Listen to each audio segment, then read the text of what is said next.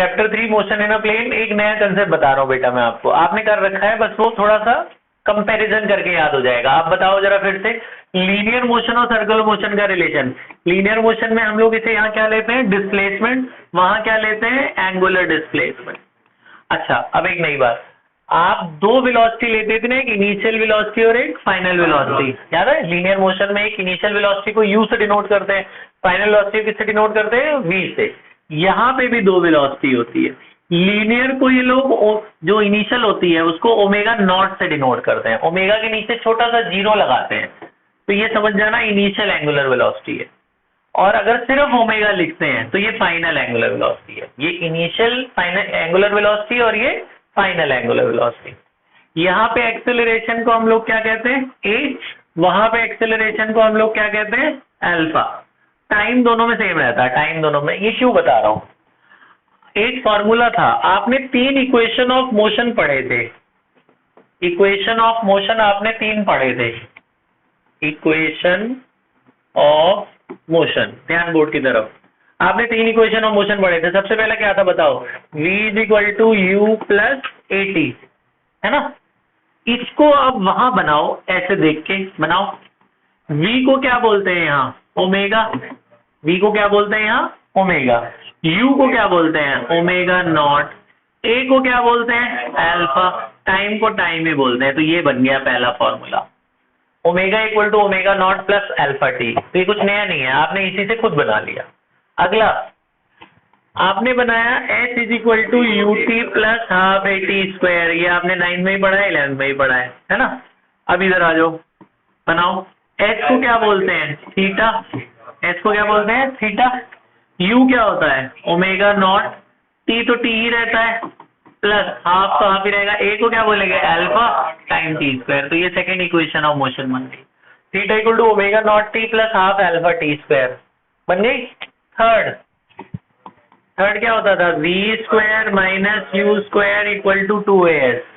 यहाँ बनाओ, v क्या होगा, ओमेगा स्क्वायर, माइनस आएगा ना, minus omega naught square equal to 2as, क्या लिखूंगा, 2 अल्फा थीटा। समझ में आया? अब इन पे देखो क्वेश्चंस कैसे आते हैं, एक क्वेश्चन में करके दिखाता हूं, ध्यान से सुनना, ध्यान से सुनना। A wheel is rotating in a circular path, a wheel is rotating and its frequency changes from 1200 rpm to 3600 rpm। rpm क्या चीज होती है, रेवोल्यूशन पर मिनट। आरपीएस क्या था, रेवोल्यूशन पर सेकेंड, ये रेवोल्यूशन पर मिनट है। ये इनिशियल फ्रीक्वेंसी और ये फाइनल फ्रीक्वेंसी है। तो 1200, पहले 1200 की स्पीड से घूम रहा था, फिर तेज हो गया, 3600 की स्पीड से घूमने लग गया है। कितनी देर में, वो बोला जी ऐसा करने में उसको 20 सेकेंड लग रहे हैं, 20 सेकेंड में ऐसे कर रहा है वो। 1200 से कितना हो गया, 3600 आरपीएम पे वो रोटेट करने लग गया। अच्छा, अब इतने डेटा से आपको क्या क्या कैलकुलेट करना है, कैलकुलेट। पहला एंगुलर एक्सेलरेशन, एंगुलर एक्सेलरेशन क्या होता है, अल्फा। दूसरा एंगुलर डिस्प्लेसमेंट यानी कि थीटा, ठीक है। तीसरा नंबर ऑफ रेवोल्यूशन, 1 सेकेंड में कितनी बार रिवॉल्व कर रहा है, या टोटल कितने चक्कर लगा लिए उसने, 10-20 सेकेंड में कितना घूम लिया वो, ठीक है। जैसे दे रहा था उसने क्वेश्चन कि भाई 7 सेकंड में वो 100 बार घूमा, तो 20 सेकंड में ये कितनी बार घूमा, ठीक है। अब इससे कैसे करेंगे, ध्यान से सुनना। ये जो बेटा पहली दे रखी है आपको, ये पहली फ्रीक्वेंसी है, न्यू नॉट, कितनी दे रखी है, 1200 आरपीएम। इसको ना 60 से डिवाइड करके आरपीएस में बदल देना, मिनट में नहीं रहना चाहिए, सेकंड में रहना चाहिए। तो ये पर मिनट है, पर मतलब डिवाइड में मिनट है, तो डिवाइड में ही सेकंड से 60 से डिवाइड कर देना आपका, वो पर आरपीएस में बन जाएगा।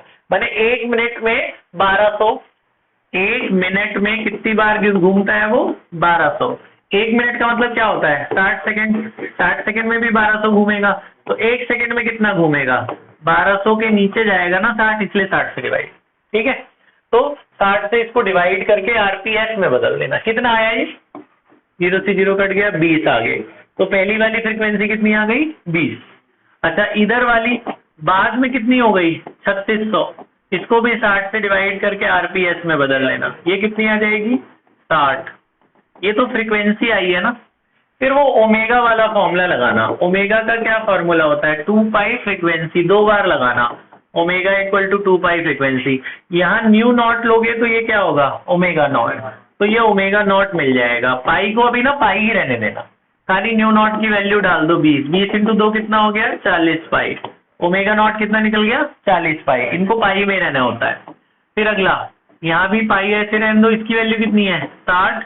कितना हो गया? 120 पाई। ये इनिशियल वेलोसिटी निकल गई, ये फाइनल वेलोसिटी निकल गई। अब फर्स्ट इक्वेशन ऑफ मोशन लगा के अल्फा निकाल लो। पहला क्या निकालना था? अल्फा। तो पहला फॉर्मूले के लिए ये लगाओ, v is equal to U plus A T, omega equal to omega naught plus alpha T. डाल दो वैल्यू। ओमेगा कितना है? 120 पाई। ओमेगा नॉट कितना है? 40 पाई। अल्फा हमें नहीं पता। टाइम कितना है? 20 सेकेंड। टाइम कितना है? 20 सेकेंड। इधर ले आओ। 120 में से 40 गए, कितने बचे? 80। और यहाँ पे क्या बचा? 20 अल्फा। 0 से 0 कट गया, 2 से 4 कट गया, कितना आया? 4 पाई। तो अल्फा की वैल्यू कितनी आ गई? 4 पाई। अल्फा में पाई में आंसर छोड़ सकते हो ऐसे क्वेश्चनों में। पहला पॉइंट आ गया। दूसरा पॉइंट क्या निकालना है? दूसरा पॉइंट निकालना है थीटा। थीटा के लिए कौन सा लगाएं? दूसरा वाला।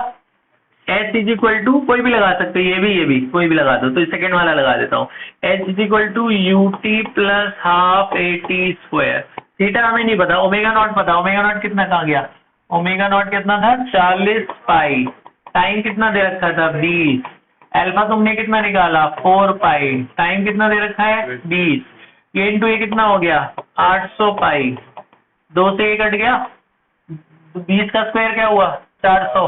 400 इंटू 2 800। 800 और 800 कितना हो गया? 1600 पाई। तो थीटा आ गया। ठीक है, थीटा समझ में आ गया। अब ये नंबर ऑफ रेवोल्यूशन कैसे निकाले, इसके लिए मैं आपको एक फॉर्मूला बताता हूँ। तीसरा, ये दिख रहा है ना, नंबर ऑफ रेवोल्यूशन का फॉर्मूला याद रखना, थीटा बाई 2 पाई। ये कहां से आया? अगर कोई एक पूरे चक्कर लगा ले तो कितना एंगल बनाता है? एक पूरा चक्कर में कितना एंगल बनाता है? 360 डिग्री। उसको क्या बोलते हैं? 2 पाई। तो टोटल उसने कितना एंगल बनाया? इतना।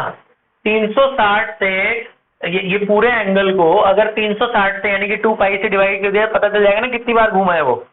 तो ये याद रखना, नंबर ऑफ रेवोल्यूशन का फॉर्मूला क्या होता है? Total angle divided by 2 pi. Total angle कितना है? 1600। और 2 पाई से डिवाइड करो, पाई से पाई कट गया, 2 से ये कट गया, कितना आया? 800। मतलब 800 चक्कर लगाए हैं उसने। 20 सेकंड में 800 बार घूम गया। कितना तेज घूम रहा है।